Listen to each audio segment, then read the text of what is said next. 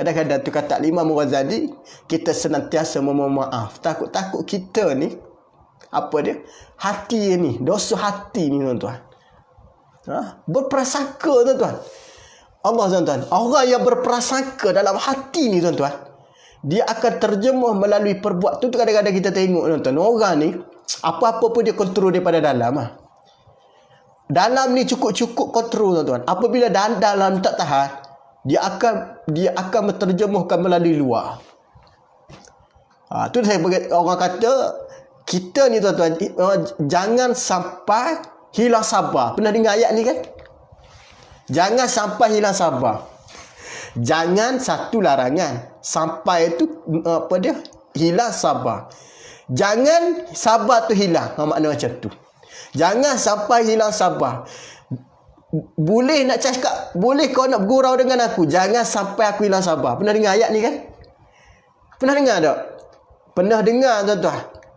Baik, apa makna dia? Jangan sampai di dalam hati kita ni kita keluarkan. Macam tu. Jangan sampai hilang sabar. Kerana sabar duduk dalam tuan-tuan. Sabar bukan duduk di mulut. Tu sebutan je. Baik, aku sabar gini. Aku sabar mulut, hati macam mana tuan-tuan? Hati dalam kan? Baik, yang di dalam ini jangan sampai dia keluar. Dalam bab dosa, dalam bab dunia, dalam bab maksiat, jangan keluar benda di dalam. Kalau keluar benda di dalam yang menyebabkan nampaknya dosa manusia tadi, maka di sana kena ingat kita telah membuka keaiban.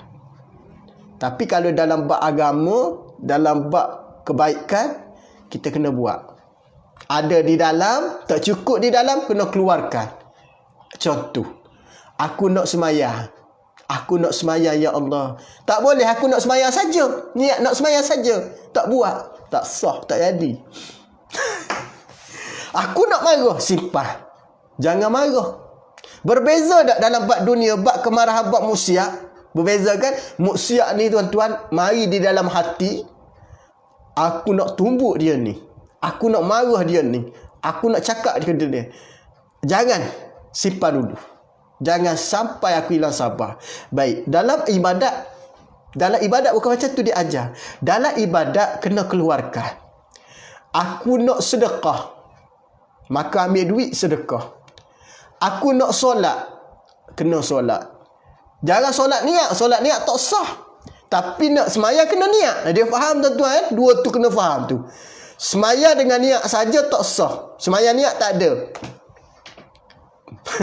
Ada orang kata semayang niat boleh tak ustaz? Semayang niat tak boleh, tapi nak semayang kena niat.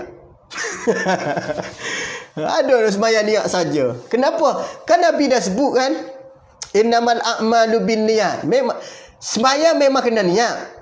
Tapi nak niat, kalau semayang didahulukan dengan apa dia nak semayang, memang kena niat. Tapi kalau niat saja tak semayang tak boleh. Kena faham ayat tu. Apa? Itu yang kita bincang pada pagi ni. Yang maksiat duduk di dalam, simpan. Kemarahan, keinginan nafsu nak buat benda macam-macam, simpan. Yang baik, buat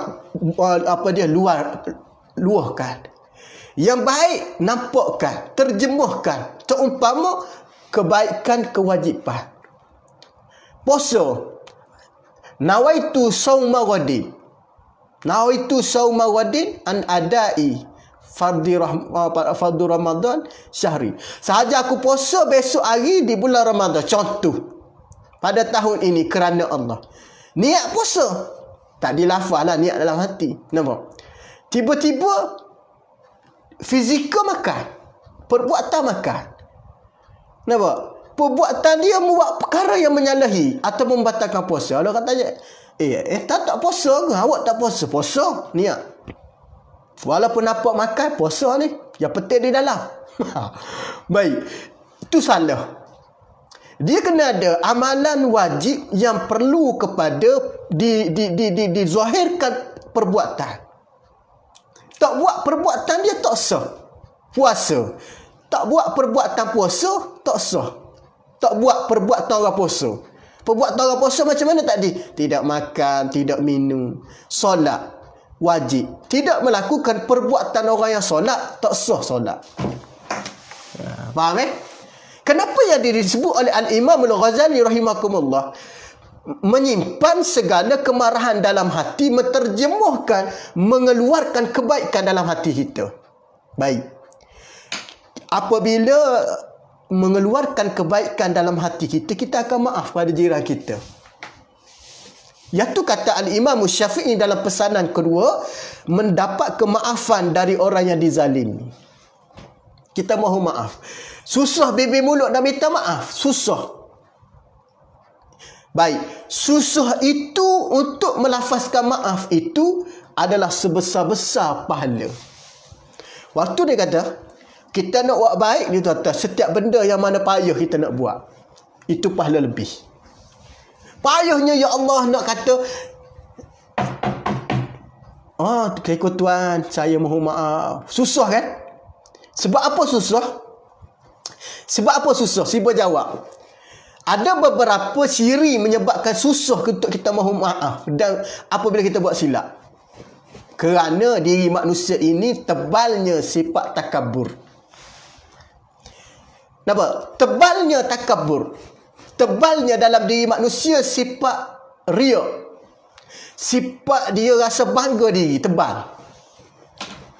Faham makna dia tebal? Maknanya dalam diri manusia itu telah dikuasai oleh sifat-sifat riak, ujub, takabur. Iblis satu ketika dahulu dia ni hebat, menjadi guru pada malaikat yang disebut dengan Azazil. Sebelum ingkar Iblis, sebelum dia dilaknat oleh Allah, Iblis dan syaitan ni makhluk sebelum dilaknat, dia adalah makhluk yang hebat. Hebat dia, tuan-tuan. Bagaimana kehebatan dia menjadi guru kepada malaikat Azazil? Kalau tuan-tuan tengok selepas mana Allah Ta'ala mengisytiharkan kekufuran, apa sifat menyebabkan dia jadi kufur, tuan-tuan? Apa punca dia jadi kufur? Aba wastakbara, kerana mereka ni enggan, takabur, riak, besar diri, tidak hormat kepada Nabi Allah Adam AS.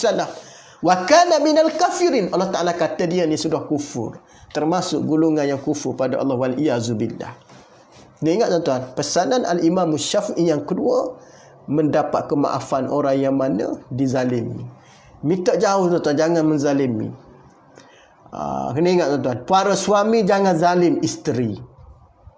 Ni kadang-kadang kita suami ni, kadang-kadang, tuan-tuan, Masya Allah, tabarakallah, aku suami, kamu isteri. Memang betul aku suami, kamu isteri, sebab aku lelaki, kamu perempuan. Tapi kena ingat, tuan-tuan, walaupun aku suami, kamu isteri, di sana masih ada satu perkara yang kena faham. Apa dia? Sifat tolak ansur, sifat berbincang, sifat berlapang dada, sifat memaafkan. Suami yang baik, suami macam Rasulullah SAW. Nak tahu cara Nabi, bacalah sejarah mengenai Nabi bersama isteri. Nabi ni cukup-cukup baik dengan isteri. Sungguh, tuan-tuan. Tuan-tuan pernah dengar ada Nabi, isteri-isteri Nabi mengadu keburukan Nabi? Tak pernah kan? Ini kemuliaan pada diri Nabi SAW. Nampak? Suami kena belajar cara Nabi. Ini belajar cara artis. Allahu Rabbi. Ni kadang-kadang, tuan-tuan, minat kepada artis, silakan minat. Kerana minat tu minat kata apa, tuan-tuan. Kadang-kadang minat dia tu, tuan-tuan, Masya Allah, tabarakallah. Kadang-kadang suami dia kata, awak ni dah semayang belum? Tunggu sat bang. Tunggu habis dulu channel ni. Sat lagi habis ni. Sat lagi cerita ni nak habis dah. Tunggu sekejap bang. Tunggu. Suami pergi semayang, pergi masjid semayang, balik, awak dah semayang belum? Tak semayang lagi. Tunggu sekejap lagi bang. 5 minit lagi nak habis. 5 minit lagi tak habis. Iblis kata apa dia? Iblis tek tangan. Gen aku. Iblis dan syaitan menjadi founder kepada maksiat. Nampak, tuan-tuan? Suami dia kena ingat, jangan zalim isteri. Jangan menggunakan otoriti, kuasa mutlak Allah Ta'ala beri pada dia menzalimi isteri. Begitu juga dengan isteri. Jangan sesekali melakukan sifat yang mana menderhaka ataupun melakukan kezaliman pada suami. Nampak, tuan-tuan? Islam ni dia ada cara dan dia ada kaedah dia. Walaupun isteri tadi diberi oleh Allah contoh. Isterinya orang yang berada sikit, beruang.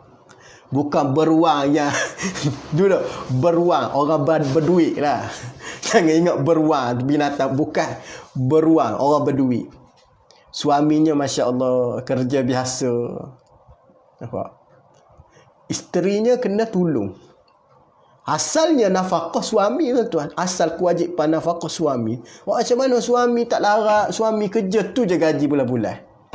Bayar rumah, bayar kereta, bayar susu, bayar pamper. Tak cukup nak beli barang dapur. Isteri dia lebih pada tu lagi, tapi tanggungjawab suami dahulu. Bayar rumah suami, bayar kereta suami. Nampak kesimpulan dia macam tu. Tapi tak cukup. Maka isteri bantu. Isteri bantu tadi dengan niat kerana Allah. Ya Allah, aku nak bantu suami aku meringankan beban. Besar pahala tau. Confirm syurga lah. Senang. Isteri taat perintah Allah, Rasul, suami, confirm syurga. Confirm syurga tuan-tuan. Allah, Rasul, suami. Kerana jarang orang yang nak taat suami. Tuan-tuan tahu tak?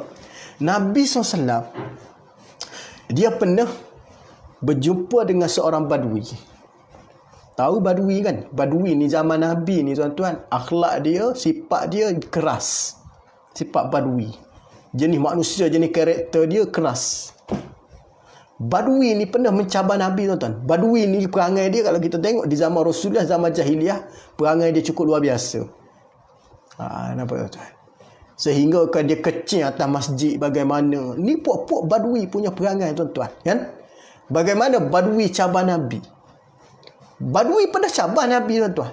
Ya Rasulullah, kalau kamu betul daripada Allah, aku nak tengok pokok tamar itu berjalan. Badui cabar Nabi tuan-tuan. Maka Nabi kata kepada badui, kamu arahkan pohon tamar itu supaya berjalan datang kepada aku. Badui pergi cerita, ditakdirkan oleh Allah melalui mukjizat kehebatan Allah. Allah Ta'ala nak menunjukkan kehebatan kuasa Allah. Berjalan pokok tamar tu tuan-tuan. Berjalan. Setelah itu badui melihat, ini bukan main-main ni. Ini memang betul daripada Allah. Kemudian Nabi menyuruh pokok tamar itu kembali semula dalam lubang yang telah ditinggalkan ataupun tempat asal dia. Gerak balik masuk. Apa respon badui kepada Nabi? Ya Rasulullah, asyhadu an la ilaha illallah wa annaka Muhammad Rasulullah. Aku bersaksi tiada Tuhan melainkan Allah. Aku bersaksi juga kamu adalah Nabi daripada Allah.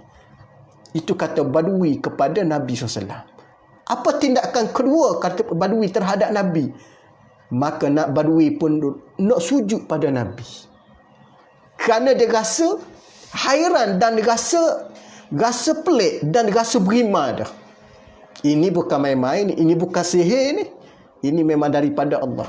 Maka badui itu pun nak sujud pada Nabi. Nabi larang. Apa kata Nabi? Jikalau Allah Subhanahu Wa Taala mengizinkan manusia sujud sama manusia, nescaya kata Nabi, aku menyuruh isteri sujud pada suami. Hebat kan? Itu nak kata tadi, taat pada perintah suami, syurga. Allah, Rasul, suami. Hari ni tuan-tuan, aku mana-mana biasalah tu suami kena banyak sabar. Suami kena maafkan isteri. Walaupun isteri dia menyakitkan hati dia, walaupun isteri dia kata macam-macam, tak apalah, abang maafkan ayah. Contoh, I maafkan pada you.